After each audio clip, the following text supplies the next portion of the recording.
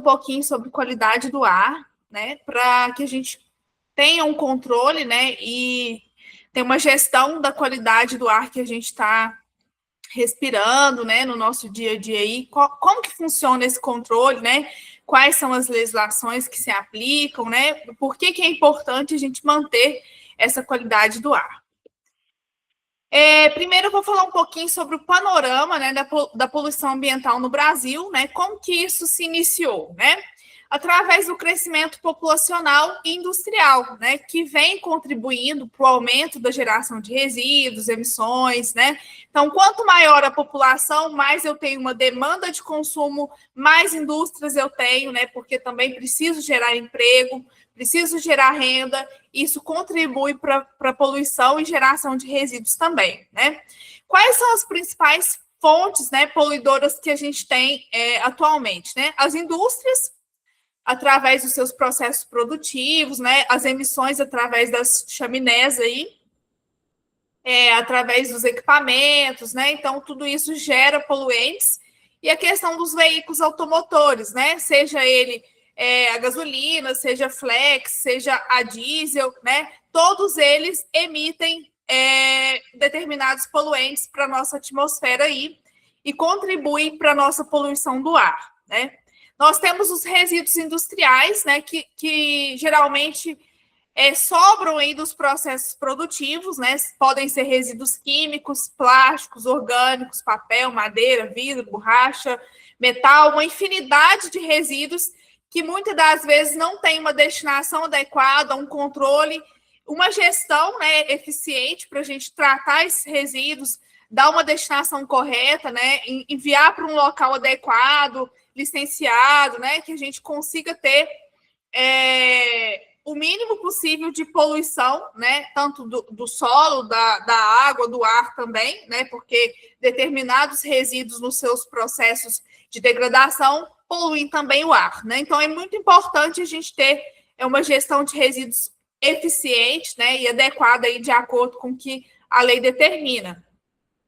Temos, além dos resíduos industriais normais, né, que a gente está acostumado a ver, os resíduos orgânicos, papel, madeira, vidro, a coleta seletiva que a gente conhece, nós temos os resíduos perigosos, né? O que são os resíduos perigosos? São aqueles que têm uma certa periculosidade, né, toxicidade, né, que ameaçam aí o meio ambiente, a nossa saúde, porque eles, às vezes, não são bem gerenciados, né, e quando acontece a má gestão desses resíduos, eles podem ter propriedades químicas, físicas, biológicas, né, e vão impactar na nossa saúde, né, eles trazem riscos para a nossa saúde humana aí, para o meio ambiente também, né, e para a segurança pública, porque quando a gente coloca em risco a nossa saúde, o meio ambiente que a gente está inserido, em que a gente vive, né, isso, consequentemente, vai afetar a nossa saúde pública, né.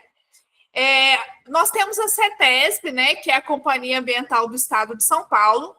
A CETESB ela é um órgão que é responsável por monitorar, fiscalizar e licenciar também determinadas atividades que têm impactos no meio ambiente, né?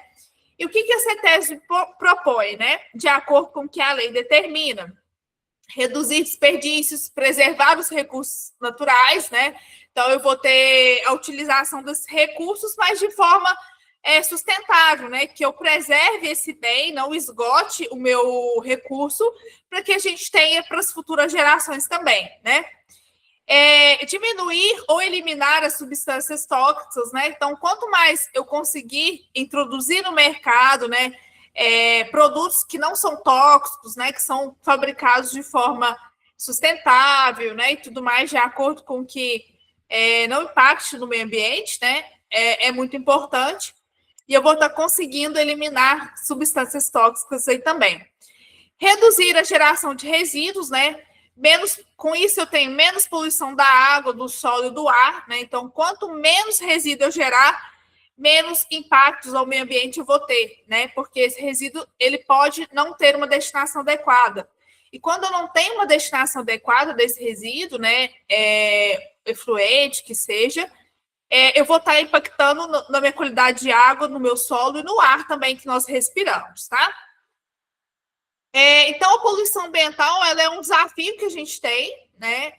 O futuro, né, das próximas gerações depende desse equilíbrio entre o recurso natural e a preservação, né, do meio ambiente. Então, tem que usar essas duas coisas de forma equilibrada. Né? Eu não posso deixar de produzir, porque a gente precisa gerar emprego, a gente precisa de renda, a gente precisa, né, sobreviver, mas que eu saiba fazer isso de uma forma que eu não impacte tanto no meio ambiente, né? Ou melhor, nem impacte, né? É muito difícil você falar que não tem atividades que não impactam o meio ambiente, né? Porque hoje é zero, né? Toda atividade, por mais simples que seja, a gente consegue impactar o meio ambiente, sim, de certa forma. E eu vou falar um pouquinho agora sobre os conceitos ambientais, né? E o desenvolvimento da indústria, né? De acordo com esse autor aí, né, saneamento ambiental significa tornar saudável, né? Envolver aquelas medidas para preservar o ambiente, proteger a saúde, né? E as comunidades que a gente também está inserido, né? Então, quando eu tenho fornecimento de uma água potável, a coleta e tratamento e destinação adequada dos meus resíduos, né? A drenagem urbana, né? Eu tenho sistema de saneamento, né? Tanto pluvial quanto de esgoto, né? Então, eu tenho uma drenagem urbana para onde que esse efluente está indo, né? Qual o tratamento que eu estou dando, né? Eu vou ter o saneamento ambiental saudável aí, né? Então, com isso, eu também vou conseguir controlar doenças transmissíveis, né? Muitas doenças são transmitidas através de recursos hídricos, né? Uma falta de saneamento, né? Uma falta de água tratada, né? Água potável para o consumo. Então, muitas são transmitidas dessa forma. E assim eu consigo melhorar as condições de vida, né, nas áreas urbanas e nas áreas rurais também que a gente está inserido. Nós temos algumas ameaças, né, a essa salubridade ambiental, né, um ambiente saudável, né? Quais são, né? Desde a Revolução Industrial, né, quando a gente tem um aumento da produtividade, um aumento da geração de poluentes, né, das emissões, a gente tem algumas consequências, né? Primeiramente, eu vou ter uma poluição atmosférica, né? O ar não vai ser mais tão puro, né? Eu vou estar emitindo certos poluentes. Eu posso ter contaminação da água e do solo também, se eu não tiver uma gestão eficiente dos meus efluentes, né? O que eu estou gerando na minha indústria, né? Qual que é a forma adequada de tratar e destinar esse efluente, né? Se eu não ligo com isso, se eu não me importo, né? Porque hoje a gente sabe que tem indústrias que não são tão comprometidas, né, com a questão ambiental, eu vou ter, sim, uma contaminação da água do solo. E além de tratar, né, essa questão do efluente, a gente tem que monitorar, né? Será que eu estou tratando o meu efluente, esse tratamento está sendo eficiente, né? Será que no meu tratamento não está passando nada, né, que possa contaminar o solo e a água? Então é importante a gente ter esse cuidado. E com isso eu vou ter um desequilíbrio, né, dos ecossistemas. Quanto mais eu poluir a água, o solo e o ar, né, mais impacto eu vou ter no ecossistema. Tanto para a fauna, para a flora, né, para nós, né? Então, é muito importante a gente ter um ambiente equilibrado. E esses impactos vão gerar, essa questão de poluição vai gerar vários impactos na nossa qualidade de vida. Pode ser que hoje não esteja me afetando, mas amanhã, né, mais futuramente, a gente pode sim sofrer as consequências desse consumo e desenfreado, né, dessa falta de gestão ambiental aí. Quais são os fatores que contribuem, né, para o crescimento da poluição e contaminação do meio ambiente, né? Alguém pode citar que esteja aí na aula? Alguém sabe me dizer quais são os fatores? Eu não estou vendo vocês, mas pode abrir o microfone e falar aí se alguém quiser contribuir. Quais são os fatores que a gente acha que contribuem para o crescimento da poluição e contaminação do meio ambiente? Alguém queira contribuir? Não? Então, pessoal, desde o desenvolvimento industrial, né, lá no final do século XIX, quando a gente tem o início da formação industrial, quando as indústrias se instalam, né, a gente tem um crescimento né, desenfreado aí da poluição, né, o crescimento também populacional, enfim, né? E nas décadas seguintes, o crescimento dos setores químicos, têxtil, alimentício, metalúrgico e automobilístico, né, geraram aí alguns impactos no meio ambiente, né, como emissão de fumaça, resíduos tóxicos que muitas vezes não foram tratados da forma adequada, contaminação da água, né, a propagação de doenças, né.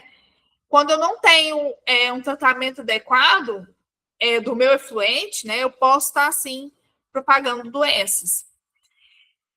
A gente tem alguns exemplos dos impactos por setores, né, de acordo com o tipo de atividade econômica, né. Por exemplo, o setor têxtil, né, não sei se todos sabem, mas eles podem gerar, né, e contribuir aí com impactos em relação à emissão de chumbo, cromo, cianeto, hidrocarbonetos, né. Os setores químicos, né, podem gerar ácidos, metais, solventes, fenóis, né, perfumaria, os óleos, as graxas, chumbo, zinco. O setor metalúrgico, né, que pode gerar cádmio, cobre, níquel, tintas e solventes. Então, todos esses poluentes aí vão impactar, de certa forma, o meio ambiente, né? E como que a gente teve a expansão, né, desse processo industrial, né? Na década de 1950, né, São Paulo ele vai se consolidar como um polo econômico. E entre os anos de 1960 a 70, né, a gente tem a descentralização industrial e a abertura de novas áreas que vão ser contaminadas, né? Lá em 2016, a CETESB tem um levantamento aí de 1.664 áreas contaminadas dentro do estado de São Paulo, aproximadamente, né? Então, é um problema que ele vai persistir, né? Os resíduos industriais vão ser descartados sem tratamento adequado, né? Os efluentes também. Então, é importante, né, nós termos essa gestão aí. Como que acontece a gestão ambiental e as soluções, né? Nós temos aí um marco muito importante dentro da nossa legislação, né, que é a Resolução CONAMA 001, que foi criada lá em 86, né? Essa lei, ela define, né, estabelece aí que a poluição como qualquer forma de degradação da qualidade ambiental resultante de atividades que prejudiquem a saúde, a segurança, o bem-estar da população, que criem condições adversas, né, às atividades sociais e econômicas, vão afetar, né, e desfavorecer a biota, né, ou seja, vão afetar a minha fauna, a minha flora. Então, isso também é poluição. Quando eu lanço a matéria ou energia em desacordo com os padrões ambientais estabelecidos, né, então, a gente tem parâmetros, né, dentro das legislações de quanto que eu posso lançar, né, de um determinado efluente num corpo hídrico, depois de tratado, né? Quanto que eu posso, qual o parâmetro, o padrão que eu tenho para determinadas emissões? Então, tudo isso está estabelecido em lei. E quando eu descumpro, né, esses parâmetros, padrões aí, eu vou estar tendo uma poluição, né, que vai gerar uma degradação ambiental, né? A CETESB, ela propõe, né, ela adota que a produção e o consumo sejam sustentáveis, né, onde a gente busca redução do consumo de água, redução do consumo de energia, redução de matéria-prima, né, então quanto menos eu precisar de energia para produzir, menos matéria-prima, né, menos consumir água, aí eu vou estar contribuindo para um consumo sustentável. A minimização dos resíduos, né, e efluentes, né? Quanto menos eu gerar resíduos, gerar efluentes, eu também vou estar contribuindo.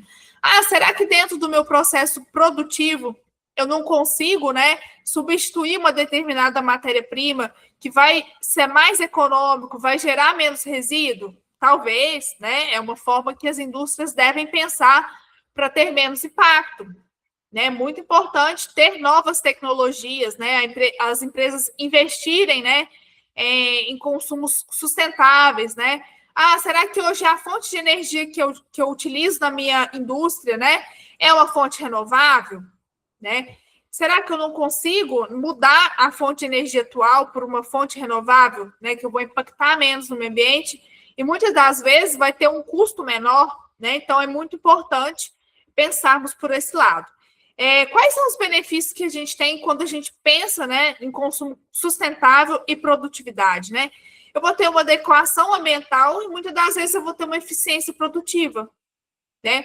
Às vezes eu utilizo uma matéria-prima que às vezes rende tanto na minha linha produtiva e se eu substituir por uma outra matéria-prima mais barata, substituir por uma matéria-prima mais sustentável, como que essa matéria-prima foi produzida? Isso vai impactar como no meu processo? Eu vou ganhar eficiência produtiva? Então, é muito importante a gente pensar nisso, né? O desenvolvimento industrial, ele trouxe progresso, mas ele também trouxe impactos ambientais, né? E a gestão sustentável é muito importante para a gente equilibrar o crescimento econômico e a preservação ambiental também. E esse futuro, né, sustentável, ele vai depender das responsabilidades coletivas que a gente tem, né? Como que a gente está usando os nossos recursos hoje, né? Será que eu estou usando de forma a pensar nas futuras gerações ou eu estou usando de forma a esgotar esse recurso, né? Muitas das vezes as indústrias não pensam nas futuras gerações, né? Hoje eu quero produzir e o máximo que eu puder produzir na minha escala produtiva, é isso, então bora produzir, né? Então é importante a gente pensar nisso também. Falando um pouquinho agora sobre qualidade do ar, né? E focando um pouquinho na questão da atmosfera, né? A atmosfera, ela é uma camada, né, relativamente estreita e ela é composta por vários gases, material particulado, né, que vão envolver o nosso planeta aí, né? Quem estudou isso lá na época da escola lembra disso daí. E essa camada, ela é fina e ela tem um papel muito importante na manutenção da vida, né? Na nossa questão de sobrevivência mesmo, né? Regular os nossos processos físicos, biológicos, né? A gente precisa de um ambiente saudável para sobreviver. E além de proteger, né, os organismos contra as exposições a níveis prejudiciais, por exemplo, radiação ultravioleta, né? A atmosfera ela também contém gases que são essenciais para os nossos processos vitais, como a nossa respiração celular e a questão da fotossíntese também.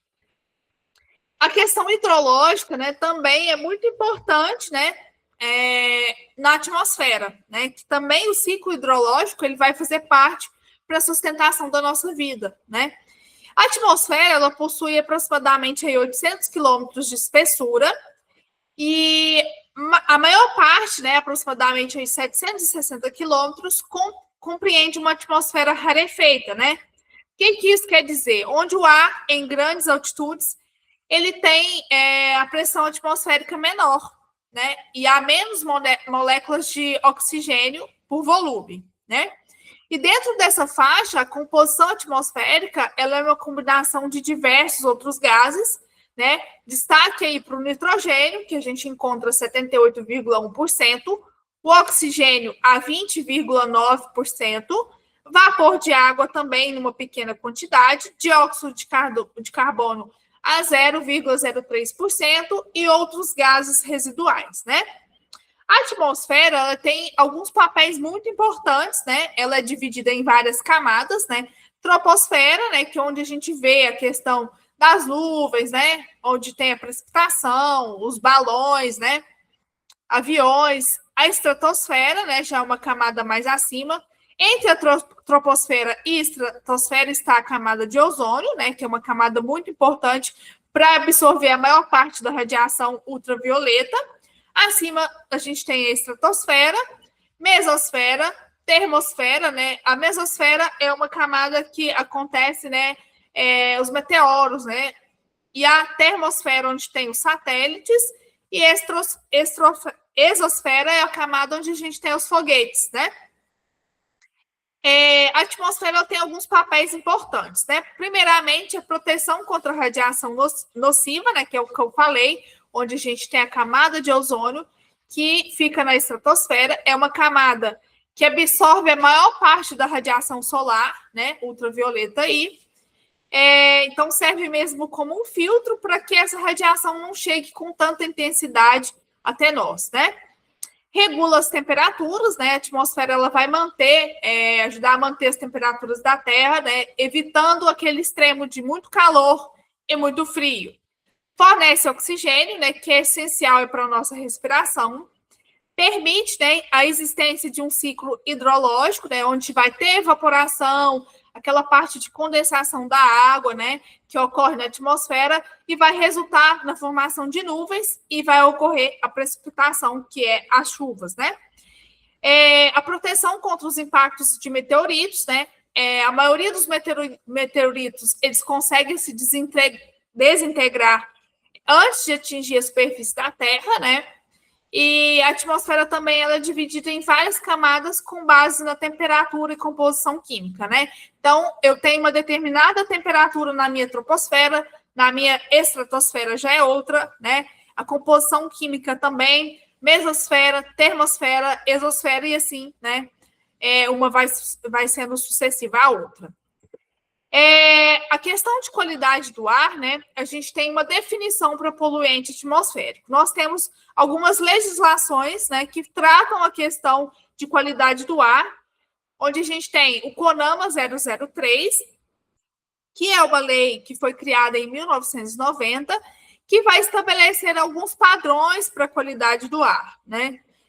Então, quanto que eu posso ter de determinado poluente, quanto que eu posso emitir, quanto que é permitido, né? Então, são padrões que a gente tem estabelecido para a qualidade do nosso ar.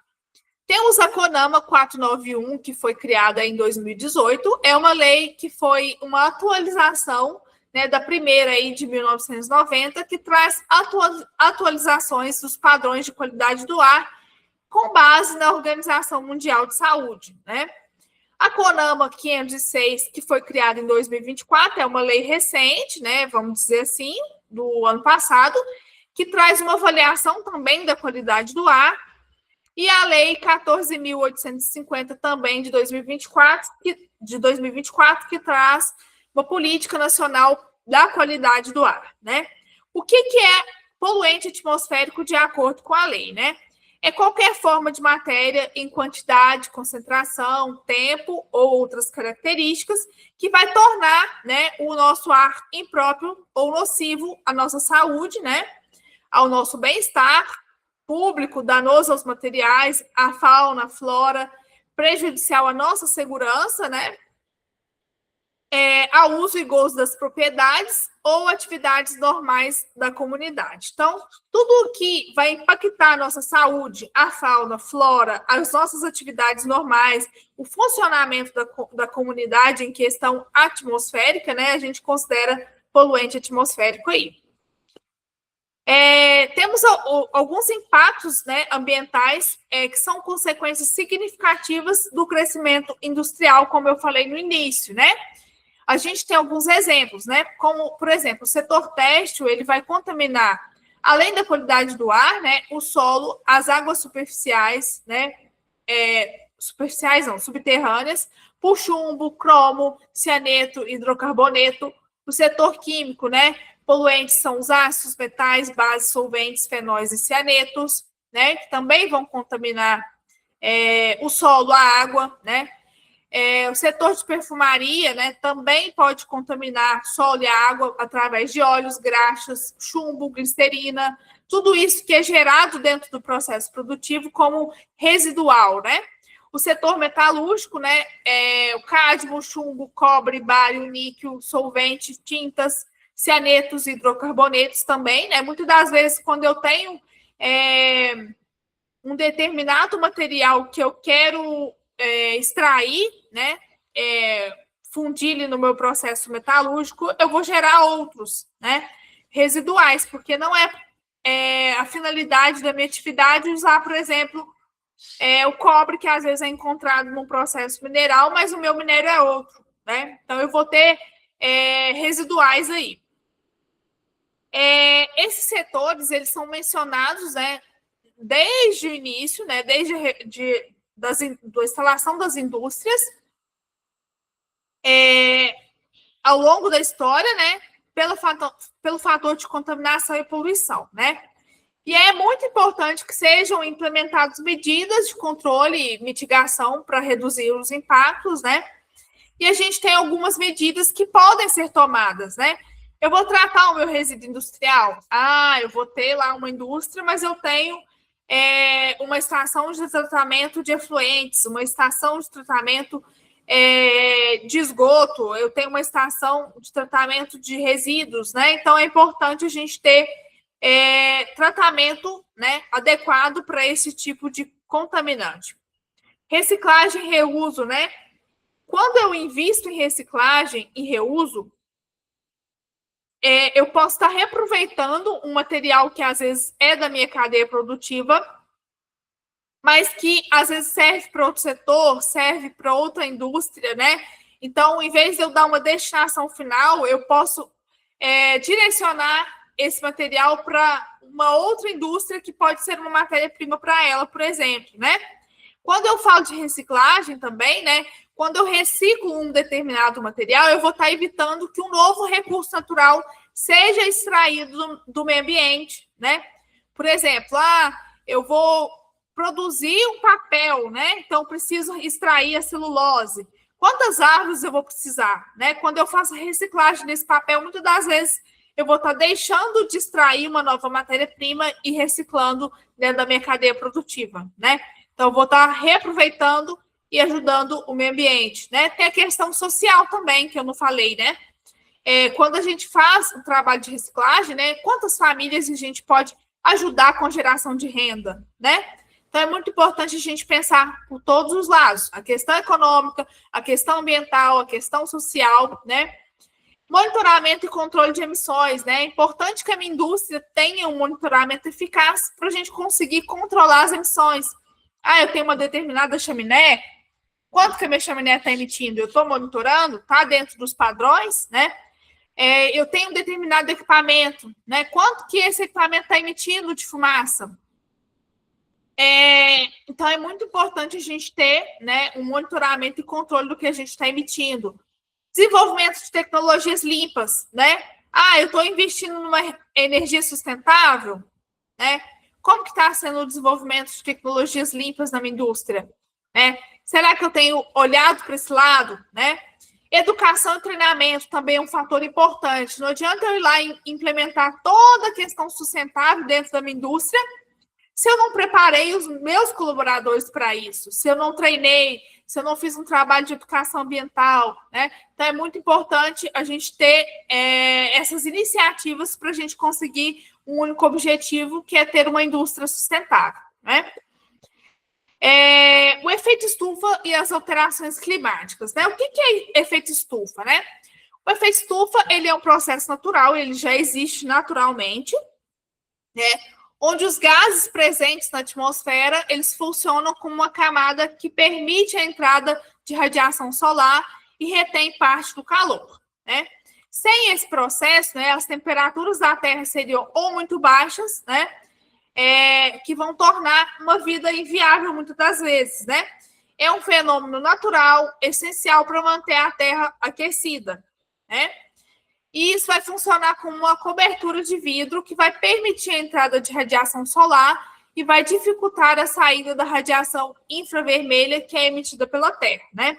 Então, a radiação solar ela vai chegar à nossa superfície, né? Parte dessa energia é absorvida e refletida, e a Terra vai emitir radiação infravermelha através de calor.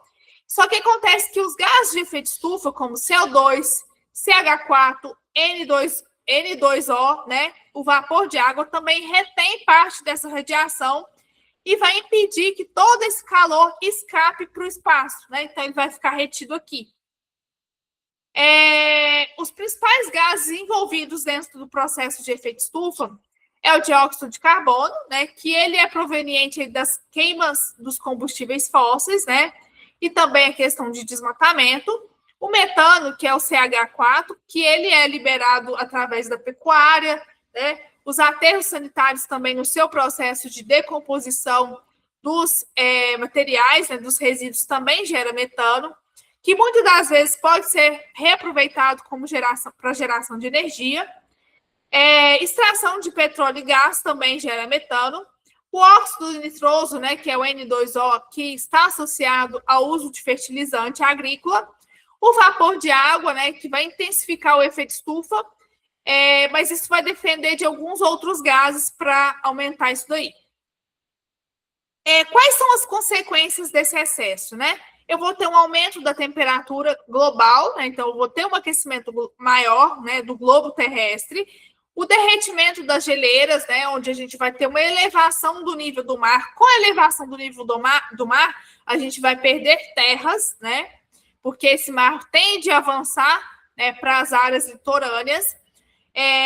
Alterações nos padrões de chuva, né? Maior ocorrência de efeitos extremos, então eu vou ter mais secas, mais enchentes, mais furacões, né? Então eu vou causar um desequilíbrio, né? Impactos na biodiversidade, na agricultura, claro, né? Porque se a gente tem um desequilíbrio, a gente vai impactar nas questões de chuva, né? Nas questões de cultivo, né? Porque a agricultura depende de chuva, depende de sol, tudo na época certa, tudo no momento exato para a gente conseguir ter a geração daquele produto, né? Do que eu estou produzindo. Né? A biodiversidade, né? Os animais, fauna, flora, tudo isso vai sofrer consequências. O efeito estufa é essencial para a vida, mas o excesso desses gases, que são emitidos muitas das vezes pelas atividades humanas, né? As atividades antrópicas, quanto mais antropização eu tiver, mais intensificação desse fenômeno vai ocorrer, né? E aí a gente vai ter um desequilíbrio climático. Por isso é importante a gente ter políticas públicas, né, que tratam da redução dessas emissões, o uso sustentável dos recursos naturais, né, são muito importantes para a gente garantir o futuro das futuras gerações e um equilíbrio no nosso planeta aí. Falando um pouquinho sobre o fenômeno de ilhas de calor, né? O que é ilha de calor, né? É quando as áreas urbanas elas vão apresentar temperaturas mais elevadas, né, do que as regiões vizinhas. Então, por exemplo, eu tenho o município de Araxá, né? Então, saindo do município de Araxá, a gente tem áreas rurais, né? E lá nas áreas rurais a temperatura é menor do que dentro da área urbana, né? E essa diferença pode chegar até 10 graus, por exemplo, né? Então, esse contraste que vai ter de temperatura vai gerar uma circulação convectiva, né, que concentra os poluentes nas cidades. Quais são os fatores que vão contribuir para que isso ocorra, né? Quando eu tenho um excesso de asfalto e concreto, né, isso contribui para a elevação das temperaturas. Falta de áreas verdes, né, e vegetações, porque as áreas verdes tendem a deixar um clima ameno, né, a diminuir as temperaturas. Alta densidade de edifícios, né, que vão reter o calor. Então, com isso, eu tenho maior acúmulo de poluentes, eu vou ter um maior desconforto térmico, né, porque essa temperatura vai subir. Vou ter variações ao longo do dia, né, onde vão ter ventos mais fracos, mais espessura da cobertura de poeira, né, esse ar vai ficar parado aqui. Expansão das circulações ligadas à ilha de calor, e à noite a gente vai ter um calor armazenado nos materiais urbanos, né? Que é liberado lentamente, né? Conforme vai entrando a madrugada aí e mantendo a temperatura elevada, né? Então, a ilha de calor, elas têm um impacto direto da urbanização, né? Quando não tem um planejamento ambiental. Tem a questão também do aumento da poluição, né, que vai afetar a nossa saúde, reduzir a nossa qualidade de vida. Então, é importante a gente ampliar as áreas verdes, melhorar a questão de ventilação urbana, adotar materiais sustentáveis nas construções, né? A questão também de impermeabilização do solo, né? Quanto mais pavimentado eu tenho, né, questão de concreto, vai permitir não vai permitir a passagem de água, né? Vai impedir que ocorra a absorção de água de chuva, reduz o processo de evaporação e vai reter a questão de calor, né? A questão da inversão térmica, né? Nós temos a inversão térmica é um pouquinho diferente, né, da questão de ilha de calor, mas é uma condição também meteorológica, né, onde a camada de ar quente ela vai ficar sobreposta ao ar frio, né? O ar frio ele é mais denso, isso impede a circulação vertical, né? Onde os poluentes eles vão ficar aprisionados próximo da nossa superfície. Então, esse ar não vai conseguir subir, né? E a gente tem alguns impactos, né? Dentro das áreas urbanas, onde os locais onde há muitas fábricas, né? Tráfego intenso de veículos, né? Pensa na cidade de São Paulo. Então, a gente vai ter a inversão térmica, onde eleva os níveis de poluição, retém gases, as partículas nocivas aí também vão ser mais respiráveis, né? Isso eu vou agravar os problemas de respiração, doenças cardiovasculares, então é uma reação em cadeia, vamos dizer, né? Quando que isso ocorre, né? Pode acontecer ao longo do ano, mas isso vai se intensificar na época do inverno, quando a camada de inversão é mais estreita. E eu vou ter algumas consequências, né? Redução da qualidade de ar, onde eu tenho maior risco da saúde das comunidades, vai intensificar as doenças respiratórias, vai ter um maior desconforto urbano, né? Então, a inversão térmica, ela é um fenômeno natural, mas que em ambientes urbanos que são poluídos, né? Isso vai se tornar agravante crítico, né, na nossa poluição atmosférica, e a gente vai exigir que as políticas de controle, né, de emissões aí e um planejamento urbano seja adotado para proteger a saúde da população, né? Então, no fluxo normal, a gente tem um ar quente, um ar frio e um ar mais frio. Dentro do fenômeno da inversão térmica, a gente tem um ar frio, um ar quente e um ar frio. Então, o ar frio, ele vai se manter ali, né? E ele não vai conseguir subir para as camadas superiores.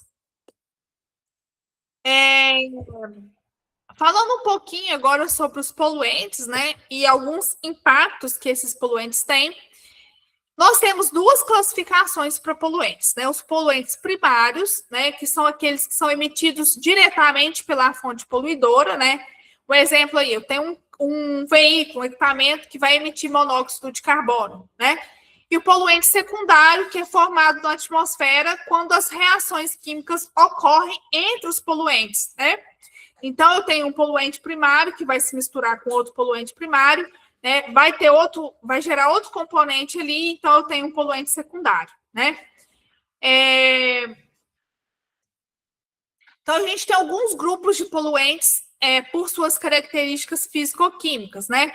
Por exemplo, os compostos de enxofre, né, como SO2, os sulfatos, os compostos de nitrogênio, compostos orgânicos, né, que são os hidrocarbonetos, os compostos halogenados, né, que são os gases CFCs, os monóxidos de carbono, os materiais particulados e o ozônio, né? Então, a gente tem alguns impactos no meio ambiente, na nossa saúde, né, como a nossa atmosfera, ela vai intensificar o efeito estufa, vai formar chuva ácida, a nossa água também será contaminada, né? A questão dos rios, lençóis freáticos, né? O solo, a gente vai ter uma alteração da fertilidade desse solo, né? Porque vai ter um acúmulo de substâncias tóxicas. A nossa saúde humana, né? Ela vai ter doenças respiratórias, cardiovasculares, né? Aumento da mortalidade nessas áreas poluídas. Biodiversidade, a gente vai ter um desequilíbrio ecológico na perda de espécies, né? Aquelas principalmente que são mais sensíveis, então eu vou ter impacto na minha fauna, na minha flora, né? E a diversidade desses poluentes torna difícil medir a quantidade exata, né? E a sua classificação, monitoramento são essenciais para a gente compreender, né, os impactos e desenvolver políticas de controle.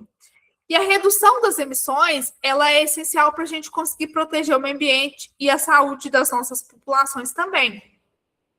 Então, é muito importante a gente ter um controle, né, que seja eficaz. Não sei se todo mundo já ouviu falar, né, mas a gente tem os materiais particulados. O que é um material particulado? São aquelas partículas que elas ficam suspensas na atmosfera, né, seja através de poeira, fumaça, líquidos ou sólidos, né? Quais são as principais fontes de materiais particulados? Os veículos, né? Os processos industriais, a queima da biomassa e a poeira em suspensão, né? O material particulado, ele pode se formar de forma direta, né, a partir de gases de combustão, como dióxido de enxofre, óxido de nitrogênio e os orgânicos voláteis. Como que ocorre a classificação dessas partículas, né? As partículas totais em suspensão, né, onde a gente tem diâmetros menores que 50 micrômetros, né, que elas podem ser inaladas e elas vão afetar a nossa saúde e a questão da paisagem. Então, quando você olha assim e vê lá na frente, né, um horizonte meio embaçado, aquela paisagem parece que tem uma neblina, né, são as partículas totais em suspensão. Isso vai parar onde? No nosso organismo, né, muitas das vezes no nosso pulmão. As partículas inaláveis, né, que são aquelas de diâmetro menor que 10 micrômetros, né, então são mais pequenas ainda, né, que são subdivididas entre finas, né, onde a gente vai ter 2,5 micrômetros, e grossas, onde a gente tem entre 2,5 a 10 micrômetros aí. Então, são aquelas que a gente consegue inalar e vai parar lá no nosso pulmão.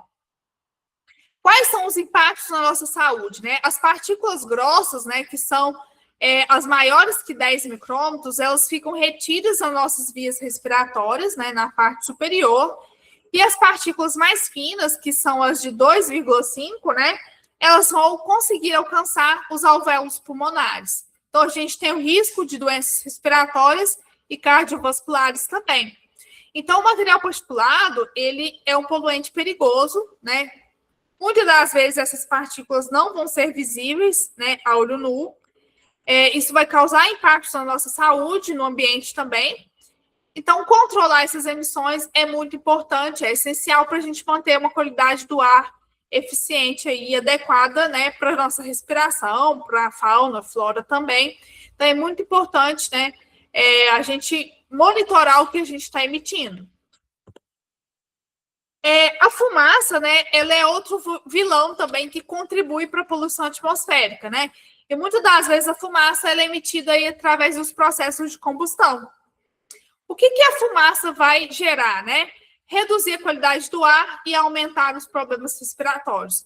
Então, muitas das vezes eu tenho muitos veículos, muitos equipamentos, né? Tem aqueles processos industriais que também são a combustão e geram fumaça. Então, é importante, né, a gente ter um controle da fumaça que a gente está emitindo. O dióxido de enxofre, né, ele é derivado da queima do petróleo e do carvão mineral.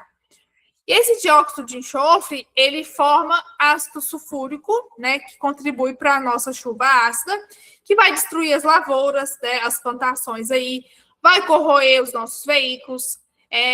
Então, isso vai causar um impacto não somente na questão ambiental, né, mas na questão econômica também. Gera sulfatos, né, que vai diminuir a visibilidade atmosférica, irritar as nossas mucosas e a questão respiratória também, que vai estimular a produção de muco. Já o monóxido de carbono, também emitido em forma de fumaça, né, através da queima incompleta dos combustíveis orgânicos, né, ou seja, os automóveis aí, né, e é uma fumaça que muitas das vezes é inodora, né, incolor, né, e tem alguns efeitos também na nossa saúde, né?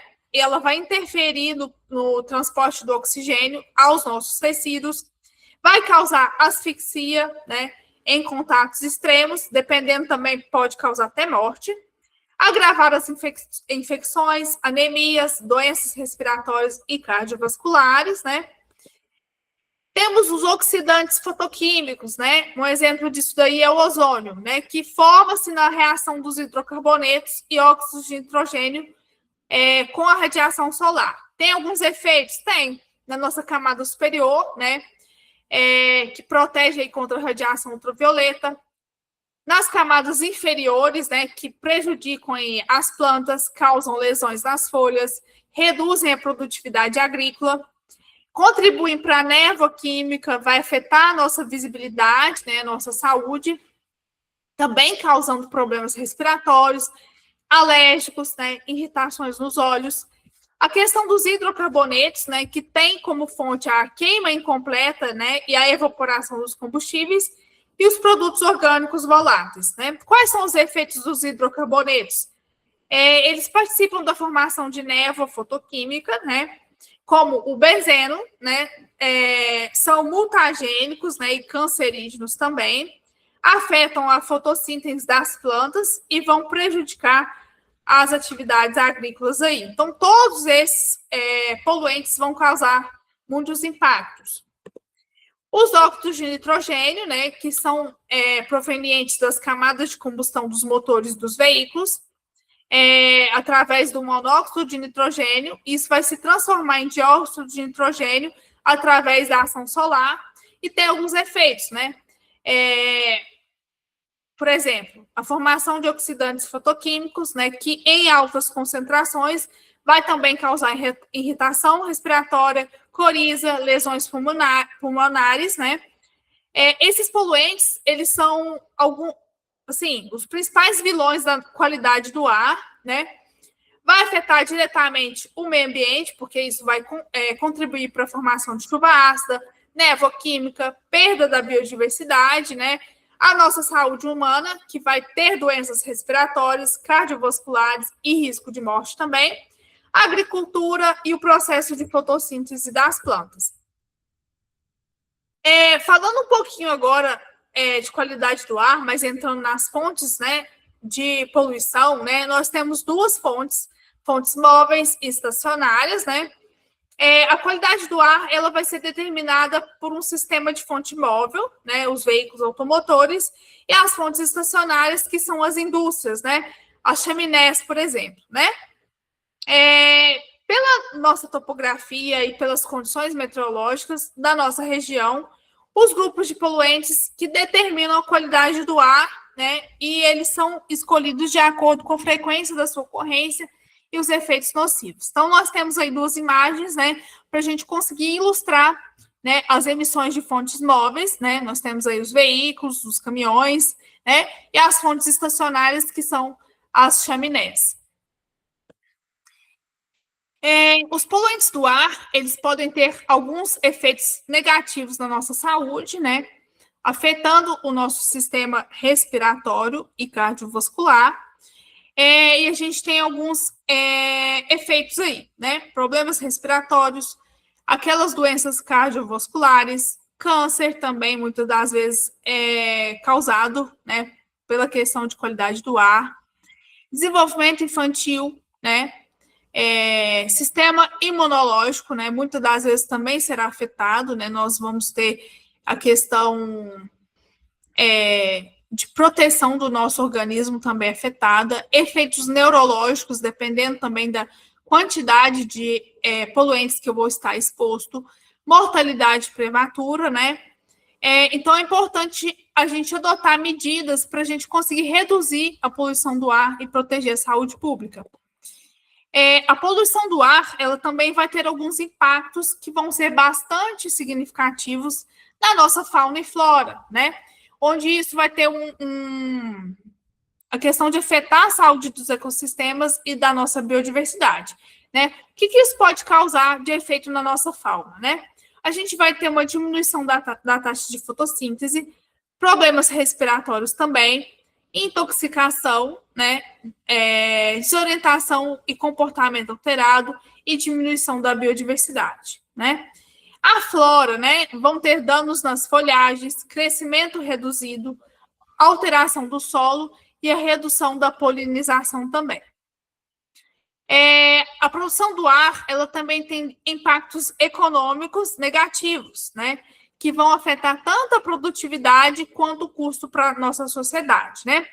Por exemplo, custos com saúde pública, né? Esse custo ele vai tender a aumentar, né?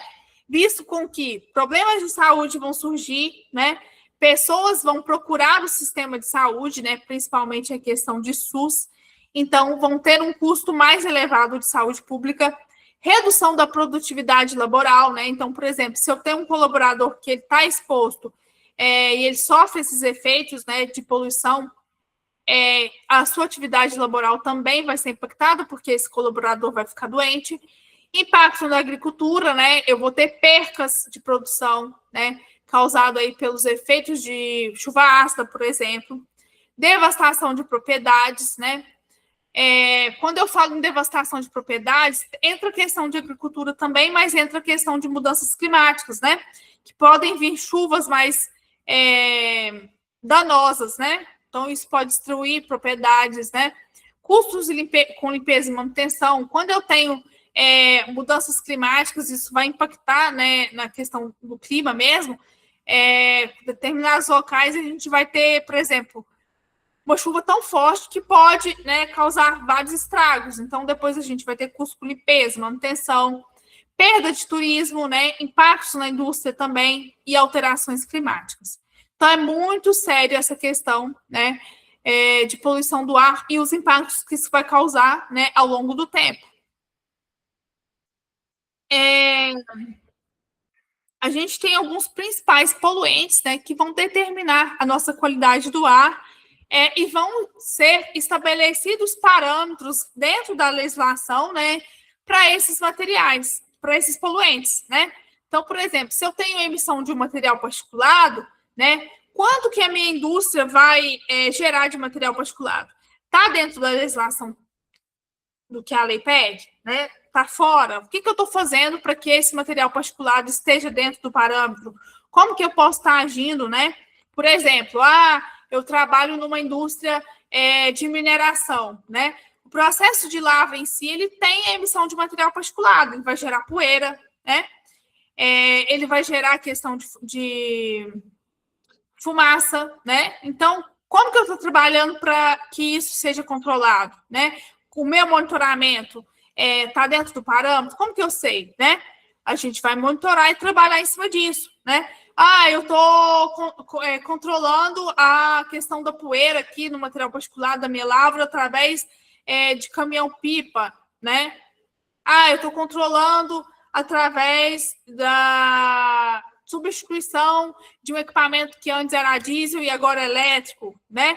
Então, tudo isso tem que ser estudado. A questão das partículas totais de suspensão, né? Quanto que eu estou emitindo da minha chaminé, né? Tá dentro do parâmetro? Não tá, né? O que a gente vem trabalhando? Eu vou instalar um filtro lá na minha chaminé, por exemplo, né? Para que a gente consiga filtrar essas partículas antes de emitir para a atmosfera. Partículas inaláveis, partículas finas, né? Como que eu estou trabalhando? A questão da fumaça preta que eu falei anteriormente, né? Dióxido de enxofre, monóxido de carbono. O que eu estou trabalhando para que isso seja também dentro do parâmetro? Oxidantes fotoquímicos, né? Como ozônio, compostos orgânicos voláteis, óxidos de nitrogênio, chumbo, enxofre, né? Então, tudo isso são poluentes que são determinantes para uma qualidade do ar, né? Se isso estiver fora do parâmetro, então, eles podem ser emitidos? Podem, né? A lei não me restringe, mas que estejam estabelecidos, que estejam sendo emitidos de acordo com o que é estabelecido. Nós temos, né, a Lei 14.850 de 2024, que ela vai instituir uma política nacional de qualidade do ar e vai dispor também sobre os principais objetivos e instrumentos, né, e diretrizes que vão ser relativas à gestão da qualidade do ar dentro do território nacional, né? Então, é uma lei federal, né, onde vai estabelecer algumas questões em relação à qualidade do ar, né? São programas de controle de poluição nacional, né? Alguns, por exemplo, Programa Nacional de Controle de Qualidade do Ar, PRONAR, Programa de Controle de Poluição do Ar por Veículos Automotores, o PRONCOV, Programa de Controle de Poluição do Ar por Motociclos e Veículos Similares, PROMOT, o Programa de Sucateamento e de Reciclagem de Veículos e de Renovação de Frota de Veículos Automotores, Programa de Inspeção e Manutenção Veicular, né? Então, todos esses programas, né, foram estabelecidos dentro da lei, né, das Políticas Nacionais de Qualidade do Ar, justamente para a gente conseguir garantir uma qualidade do ar, né, e controlar a questão de poluição atmosférica, né? Então, muitas dessas legislações, desses programas devem ser implantados, né, para a gente garantir isso. Outra coisa também que vem, né, como monitoramento é o inventário de emissões atmosféricas, né? Então, a gente tem uma lei, que é a Lei 2187 de 2009, que ela vai estabelecer a Política Nacional de Mudanças do Clima. E dentro dessa política, né, a gente tem agora, por obrigatoriedade, né, a emissão do inventário de gases de efeito estufa, né? Esse inventário ele foi implantado, né, adotado aí como um passo, né, para as organizações contribuírem no combate das mudanças climáticas. Então, através dele, a gente vai conhecer os impactos, né, operacionais das indústrias, das empresas, e estabelecer algumas estratégias, né, planos, metas, para a gente conseguir reduzir as emissões de gases de efeito estufa. Né? Então, hoje, as indústrias elas têm feito esse inventário, né? O inventário ele é anual, né? Então, eu vou inventariar tudo que eu emiti durante o ano, né? Eu vou quantificar, né, a magnitude dessas emissões, vou evidenciar as contribuições relativas. Através do que eu estou inventariando, é possível a gente projetar, né, as tendências futuras, né? Talvez mudar parâmetros, mudar legislações, né? Que forem necessárias, avaliar os efeitos, né, alternativos do desenvolvimento. Eu vou fornecer dados, né, de entrada para os modelos atmosféricos, né, utilizados para estudos e processos físico-químicos, né, e quais são esses efeitos no meio ambiente. Então, é muito importante a gente declarar esse inventário com o máximo de informações possíveis, né, e informações verídicas, né, do que a minha indústria está emitindo, não omitir informações, né, então é muito importante. O inventário de gases de efeito estufa do Conselho Nacional do Ministério Público, né, abrange emissões diretas e indiretas, né, através de 3 escopos, né, ele é separado por escopo. O escopo 1, ele é referente àquelas emissões que são diretas, né, de fontes que a empresa possui ou controla, no local ali, né, da minha indústria, da minha empresa, como, por exemplo, a combustão de diesel, né? Se eu tenho um caminhão que vai gerar queima, né, de combustível e vai gerar um determinado poluente, eu tenho que emitir dentro do escopo 1, no meu inventário, né, o que eu estou emitindo ali, né? Por exemplo, queima de carvão, né, para a gente gerar eletricidade, é uma emissão de escopo 1, porque é uma emissão direta da fonte, né? A minha indústria está gerando. As emissões de escopo 2 são aquelas emissões que são indiretas, né? Que são provenientes da compra de eletricidade, por exemplo, processos de vaporização, aquecimento e resfriamento, né? Então, por exemplo, se eu utilizo um recurso, né, que é comprado na minha indústria e que tem uma geração de gás de efeito estufa, mas vem de um outro processo produtivo, né? Isso aí vai se encaixar no escopo 2, né? Então, a indústria está consumindo indiretamente, né? Mas teve uma outra indústria que produziu, né? Por exemplo. O escopo 3, né, é a categoria que vai abordar as emissões indiretas, que são aquelas que vão ser decorrentes das atividades da empresa, né, que são produzidas em fontes que não pertencem ou não são controladas pela empresa. Por exemplo, eu tenho uma indústria, uma empresa que faz o transporte dos meus colaboradores. O ônibus vai lá, busca o meu colaborador, deixa ele lá na indústria, volta, né? Então, isso entra aí no escopo 3. Não é algo que eu tenho controle, né?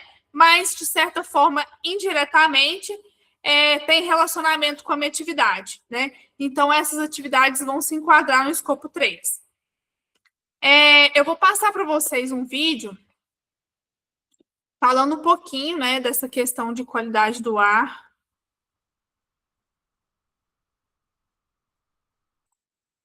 Se não estiver saindo o som, por favor, vocês me avisem.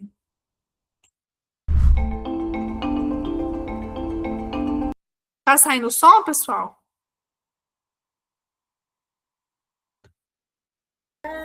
Sim, o som está ok. Tá bom, obrigada.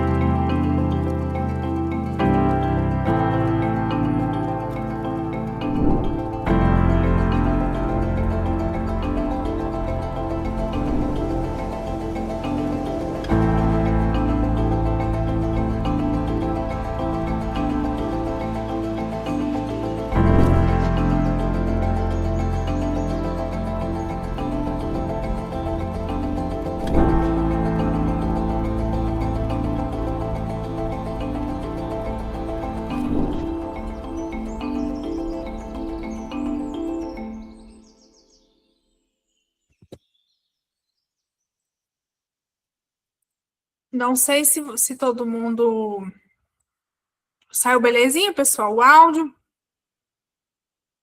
Saiu sim. Então, esse vídeo, ele reforça, né, a importância, né, de ter uma qualidade do ar. Ter uma qualidade do ar é o direito de todos, né? Então, é importante que a gente venha adotar mais práticas, né, sustentáveis, né, no nosso dia a dia, as indústrias também, né, estabelecer metas, né, para a gente conseguir melhorar a questão das emissões, né, e a questão de poluentes na atmosfera. Porque pode ser que hoje, né, a gente não sofra tantos impactos, né, mas futuramente isso tende a aumentar, né? Quanto mais indústrias eu tiver, mais poluentes eu tiver na atmosfera, isso vai afetar cada vez mais, né? Então é importante que as organizações, né, com as políticas públicas, adotem leis mais restritivas, né, para a gente conseguir gerir melhor essa questão de qualidade do ar e emissões. Não sei se vocês acompanham essas questões ambientais, né? Mas a gente teve recentemente essa questão de conseguir eliminar as emissões até 2044, né? Por exemplo, hoje eu trabalho numa indústria que a gente tem como meta zerar as emissões até 2040, né? Então já estamos trabalhando nisso, né? Procurando outras alternativas mais sustentáveis que a gente consiga emitir menos, né? Por exemplo, hoje a gente já faz teste com equipamentos elétricos, né? Substituição de combustíveis por combustíveis de fontes mais limpas, né? Mais renováveis, né? Se eu estou utilizando a minha fonte de energia é uma fonte renovável, né? O que a empresa está trabalhando para isso, né? Hoje a gente tem o mercado de carbono, né? Que é onde eu consigo comprar RECs, né? Os RECs são aquelas energias que são certificadas de fontes limpas e renováveis, né? Então, hoje, por exemplo, eu trabalho numa empresa onde a gente tem um certificado REC que 100% da energia elétrica que a gente utiliza hoje são de fontes renováveis, né? A questão de poluentes, né? A gente tem testado a utilização de frotas elétricas, né? Claro que isso vai levar em consideração questão de produtividade. Se essa frota vai conseguir atender a mesma produtividade que uma frota a diesel, né? Se não deu certo uma frota elétrica, por exemplo, o caminhão demora tanto tempo para ter uma carga, né? E essa carga vai gastar tanto tempo para ser consumida, né? Vale a pena? Não vale. Então, é muito importante avaliar esses pontos e esses aspectos. Outra questão é a questão de biocombustíveis, né? Que hoje já se é utilizado em várias indústrias, né? Que são combustíveis de fontes mais limpas, né? Então, é muito importante a gente pensar por esse lado. Manter também a qualidade do ar do que a gente está dentro dos padrões, né, emitidos. Então, hoje as indústrias já têm um olhar, né, mais sustentável que antigamente, quando a gente iniciou a questão industrial, não tinha, né? Vocês viram lá no início dos slides, né, em 1950, o pessoal queria implantar indústrias, produzir, e não tinha tanto a questão de critérios, né, para a qualidade do ar. Né? Então, é muito importante, né, nós trabalharmos em cima disso. Eu creio que, com o avanço de novas tecnologias, né, as futuras gerações, a questão de novos produtos no mercado, né, a gente vai conseguir, né, substituir mais breve a questão dos poluentes atmosféricos, né? Então, é muito importante trabalharmos em cima disso. Pessoal, alguém tem alguma dúvida, pergunta?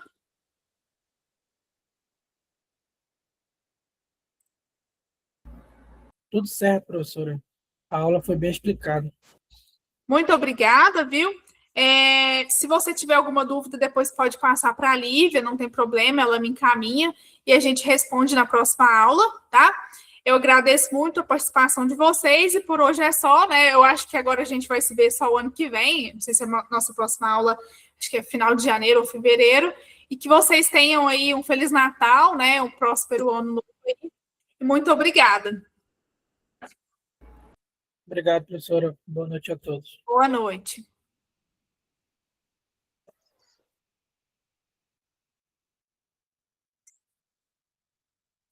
Lívia?